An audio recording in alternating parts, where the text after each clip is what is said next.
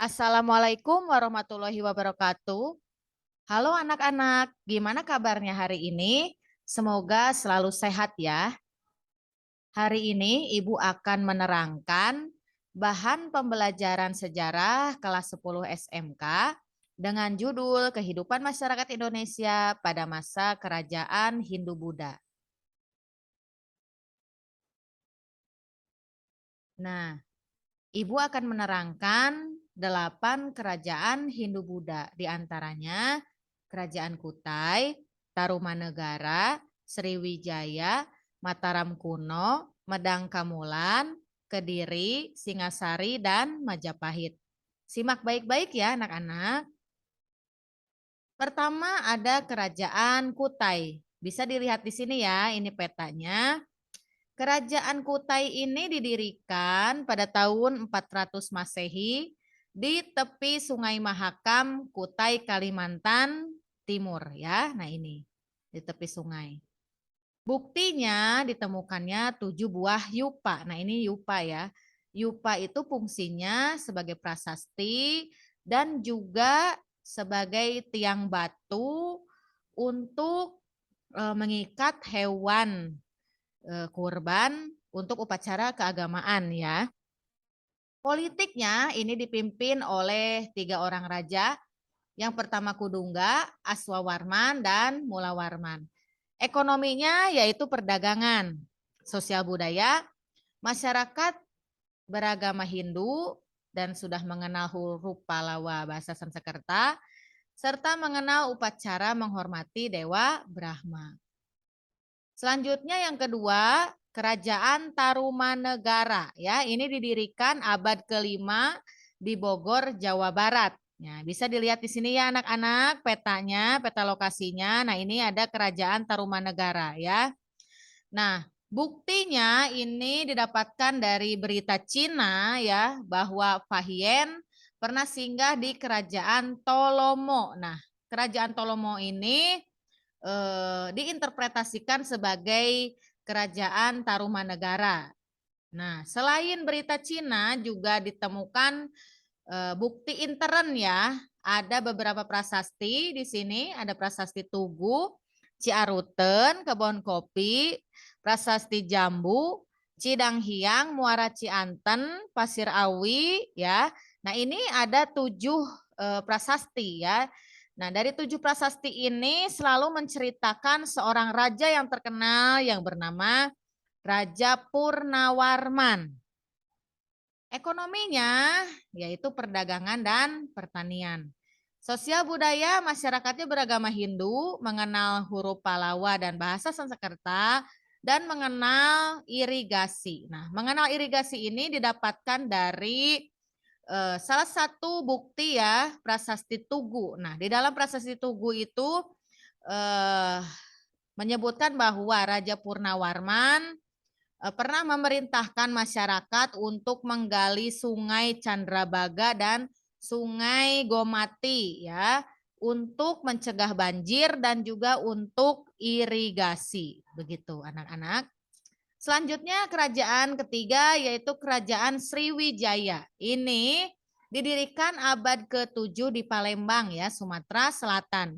Nah, anak-anak bisa dilihat di sini. Nah, ini ya, ini lokasinya sangat strategis sekali karena terletak di Selat Malaka ya. Nah, Selat Malaka ini merupakan jalur lalu lintas perdagangan pelayaran Asia Tenggara, begitu anak-anak. Jadi sudah dipastikan bahwa Kerajaan Sriwijaya ini kerajaan terbesar pada saat itu ya. Kerajaan terbesar karena memang letaknya sangat strategis sekali. Nah, di sini buktinya ada berita Cina ya. Ini pendeta Itsing ternyata pernah singgah di Sriwijaya. Nah, selain berita Cina juga ada bukti intern ya. Ada prasasti Kedukan Bukit, prasasti Telaga Batu, Talang Tuwo, Kota Kapur, Karangberahi, dan prasasti Ligor. Nah, politik. Nah, di sini yang berkuasa ada beberapa raja. Ada Raja Dapuntahiyang, Balaputra Dewa, Sanggrama Wijaya Tunggawarman. Ekonominya sudah jelas ya, Karena letaknya sangat strategis ini menandakan bahwa pelayaran, perdagangan dan pertaniannya sangat maju, ya. Jadi Sriwijaya itu banyak disinggahi para pedagang dari India, Cina, Arab, ya. Dan bahkan kerajaan Sriwijaya ini termasuk pusat pendidikan agama Buddha terbesar di Asia Tenggara, ya. Ditandai dengan adanya seorang pendeta Buddha yang terkenal yang bernama Sakyakirti. Begitu anak-anak. Nah, sosial budayanya barusan sudah Ibu sebutkan, ya. Masyarakatnya beragama Buddha, pusat pendidikan agama Buddha terbesar di Asia Tenggara, ya. Selain itu juga dibangunnya seni arsitektur yang bernama Candi Muara Takus. Bisa dilihat di sini anak-anak. Nah, ini adalah Candi Muara Takus, ya. Ini adalah candi Buddha. Oke anak-anak, kita lanjutkan. Nah, mengapa kerajaan Sriwijaya ini hancur? Oke, Ibu akan jelaskan ya anak-anak. Kerajaan Sriwijaya ini bisa hancur karena ada beberapa penyebab. Yang pertama, adanya penyerangan dari kerajaan Chola Mandala India. Ya. Juga penyerangan dari kerajaan Singasari dan kerajaan Majapahit. Sudah jelas ya. Kenapa banyak kerajaan yang menyerang? Ya karena kejayaan Sriwijaya. Jadi banyak kerajaan yang ingin menguasai kerajaan Sriwijaya tersebut. Nah, selain itu penyebab yang kedua, wilayahnya strategis ya. Pusat perdagangan banyak dikuasai kerajaan lain dan memperlemah ekonomi Sriwijaya. Nah, yang terakhir kerajaan Sriwijaya sudah tidak mampu lagi bersaing dengan kerajaan-kerajaan yang lainnya. Begitu anak-anak ya. Itulah mengapa kerajaan Sriwijaya mengalami kehancuran. Selanjutnya ada kerajaan Mataram kuno. Nah, ini kerajaan Mataram kuno ini berdiri pada pertengahan abad ke-8. Dikuasai dua dinasti ya. Ada dinasti Sanjaya, nah, beragama Hindu. Dinasti Sanjaya ini menguasai wilayah Jawa Tengah bagian utara anak-anak. Nah, ini ya, sekitar Laut Jawa atau Pantura, pantai utara Jawa ya. Nah, di sini berkuasanya kalau dinasti Sanjaya. Sedangkan dinasti Sailendra itu berkuasanya di wilayah Jawa Tengah bagian selatan. Nah, ini. Dan ini beragama Buddha. Nah, ya. Jadi Mataram kuno itu ada dua dinasti. Buktinya ini bisa didapatkan dari prasasti Canggal, Kalasan, Ligor, Nalanda, Klurak, dan Mantiasi.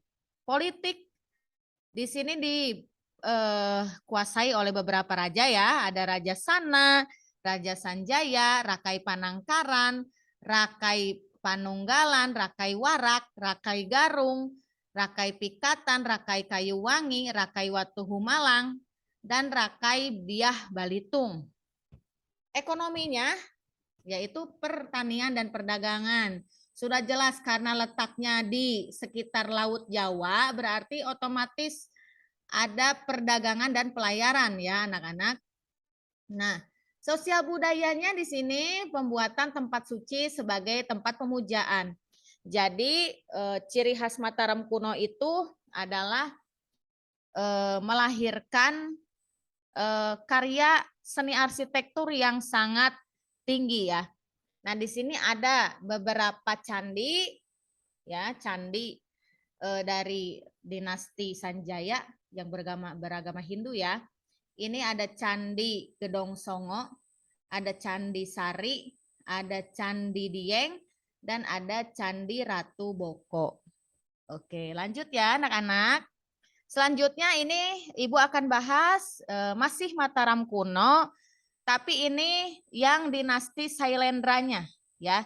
Dinasti Sailendra beragama Buddha. Sudah dijelaskan di awal bahwa dinasti Sailendra itu berkuasa di wilayah Jawa Tengah bagian selatan ya anak-anak. Nah di sini politiknya ini ada beberapa raja ya. ada Raja Banu, Raja Wisnu, Raja Indra, Samaratungga, dan Pramodawardhani. Ekonominya, nah ini pertanian. Mengapa pertanian? Karena memang terletak di pedalaman begitu anak-anak. Sosial budayanya yaitu pembuatan tempat suci sebagai tempat pemujaan. Ya. Nah, dan di sini kehancuran, kenapa Mataram kuno ini hancur? Karena adanya penyerangan dari Sriwijaya, ya. Terus bencana alam Gunung Merapi yang mengakibatkan Empu Sindok memindahkan pusat kerajaan ke Jawa Timur, anak-anak, begitu. Nah, Empu Sindok memindahkan pusat kerajaan ke Jawa Timur sehingga berubah dinastinya menjadi dinasti Isyana, ya. Dan nama kerajaannya pun berubah menjadi Kerajaan Medang Kamulan, begitu anak-anak ya. Nah, bisa dilihat di sini ini adalah hasil dari budaya dinasti Selendra ya. Ini yang terkenal adalah Candi Borobudur ya. Di sini juga ada Candi Mendut ya. Juga ada Candi Kalasan ya dan sebagainya. Kita lanjutkan ke Kerajaan Medang Kamulan. Nah, ini Medang Kamulan ini adalah kerajaan kelanjutan dari Mataram kuno ya anak-anak. Nah, ini didirikan abad ke-10, lokasinya di Jombang, dekat Sungai Brantas. Nah, berarti di sini nih anak-anak. Ya. Jadi Medang Kamulan ini. Nah, buktinya ada prasasti Kalkuta dan prasasti Anjuk Ladang. Politiknya Empu Sindok, Raja Dharma Wangsa, dan Raja Airlangga. Ekonomi, pertanian, pelayaran, dan perdagangan. Sosial budaya, di sini ada pembuatan buku peraturan kerajaan yang bernama Siwasasana, Kitab Mahabharata, ya, yang diterjemahkan dengan menggunakan bahasa Jawa, ya. Kitab Arjuna Wiwaha dan Candi Belahan. Nah ini anak-anak ada gambar ya situs Candi Belahan. Kehancurannya ini dikarenakan pembagian dua kerajaan ya pada saat Raja Airlangga itu kerajaan Medang Kamulan dibagi dua untuk menghindari terjadinya perang saudara. Nah, Jenggala atau Kediri ya, itu dikuasai oleh Samarawijaya, sedangkan Panjalu dikuasai oleh Mapanji. Kita lihat lagi anak-anak di sini ada Kerajaan Kediri ya. Kerajaan Kediri ini kelanjutan dari Kerajaan Medang Kamulan. Berdiri tahun 1045 Masehi ya. Lokasinya terbentang antara Kediri dan Madiun. Nah ini ya, jadi sudah jelas tadi sudah Ibu jelaskan bahwa Kerajaan Medang Kamulan itu pecah jadi dua. Ada Panjalu, ada Jenggala. Nah, buktinya di sini ditemukan prasasti Sirah Keting, prasasti Ngantang, dan prasasti Jaring. Politiknya, ya di sini ada Raja Jayawarsa, Bameswara, Jayabaya, Sarweswara, Kameswara, dan Kertajaya. Ya. Nah, dari beberapa raja yang terkenal adalah Raja Jayabaya. Kenapa Jayabaya? Karena sejak Raja Jayabaya memerintah itu karya sastra berkembang sangat pesat ya. Dan Raja Jayabaya juga terkenal dengan ramalannya. Ya. Nah, ini ekonominya pertanian, pelayaran, dan perdagangan. Sosial budayanya, nah karya sastra Baratayuda, Arjuna Wiwaha, Hariwangsa, Smaradana, Prita Sancaya, Lubdaka. Kehancurannya, Kerajaan Kediri ini mendapatkan perlawanan dari kerajaan kecilnya ya, Kerajaan Tumapel yang dipimpin oleh Ken Arok. Nah, akhirnya Kerajaan Kediri itu hancur. Lanjut ke Kerajaan Singasari. Nah, Kerajaan Singasari ini berdiri tahun 1222 Masehi, lokasinya di Malang, Jawa Timur. Nah, ini ya yang diarsir ya anak-anak. Nah, Kerajaan Singasari. Nah, ini nih. Buktinya ini bisa didapatkan dari Kitab Bararaton, Negara Kertagama, dan beberapa prasasti ya. Ada prasasti Balawi, Maribong, Kusmala, dan Mula Malurung. Politiknya, raja yang pertama dipimpin oleh Ken Arok, Anusapati, Tohjaya, Ranggawuni, dan Kertanegara. Nah, ekonominya di sini pertanian, pelayaran, dan perdagangan. Sosial budaya di sini membentuk susunan pemerintahan. Nah, selain itu juga membangun candi ya. Ada Candi Kidal, ini nih Candi Kidal, Candi Jago, dan juga Candi Singasari. Ya. Nah, ketiga candi ini berfungsi sebagai makam dari para raja Singasari. Kehancurannya, kenapa ya? Nah, ini kehancurannya karena kekalahan Kertanegara dalam perang melawan Jayakatwang. Nah, ini Jayakatwang itu siapa? Nah, Jayakatwang itu merupakan keturunan Kediri yang pada tahun 1222 dihancurkan oleh Ken Arok. Oh, berarti adanya balas dendam dari kerajaan Kediri ya. Begitu anak-anak. Nah, ini jangan sampai kita meniru dari balas dendam ya, karena balas dendam itu tidak baik begitu anak-anak ya. Tidak ada untungnya gitu. Jadi kita harus cinta damai ya. Oke, lanjut. Nah, selanjutnya kerajaan terakhir yaitu Kerajaan Majapahit. Kerajaan Majapahit ini kerajaan Hindu terbesar di Nusantara ya. Ini berdiri tahun 1293 Masehi, lokasinya di Mojokerto, Jawa Timur, anak-anak. Nah, buktinya ini bisa didapatkan dari Prasasti Gunung Butak, Kudadu, Blambangan, Langgaran, Kitab Bararaton, Sutasoma, dan Negara Kertagama. Politiknya yang berkuasa itu ada Raden Wijaya, Jaya Negara, Tribhuwana Tunggadewi, Hayam Wuruk, dan Wikrama Wardana. Ya. Nah, dari beberapa raja ini, raja yang terkenal yang membawa kejayaan adalah ketika itu adalah Raja Hayam Wuruk ya. Yang terkenal dengan seorang patihnya yang bernama Gajah Mada. Ekonominya di sini pelayaran, perdagangan, dan pertanian. Jadi sudah jelas anak-anak bahwa, nah ini ya, ini yang diarsir adalah wilayah kekuasaan Majapahit. Begitu luasnya, begitu besarnya kerajaan Majapahit ketika itu. Ya. Nah, sosial budayanya di sini membentuk Kitab Kutara ya. Ini adalah Kitab Kutara ini merupakan kitab dasar hukum kerajaan Majapahit. Di sini juga kerajaan Majapahit juga menghasilkan seni arsitektur yang sangat terkenal ya. Ada Candi Jabung, Brahu, Candi Tikus, Penataran, Sawenta, Candi Tegalwangi, Candi Surawana, dan Gapura Bajangratu. Nah, karya sastra di sini juga ada Kitab Negara Kertagama, Kitab Sutasoma, Kunjara Karna, Pararaton, Sundayana, Sorandaka, Ranggalawe, Panji Wijaya Kusuma, Usana Jawa, Usana Bali, Kitab Calon Arang, dan Kitab Korawasrama.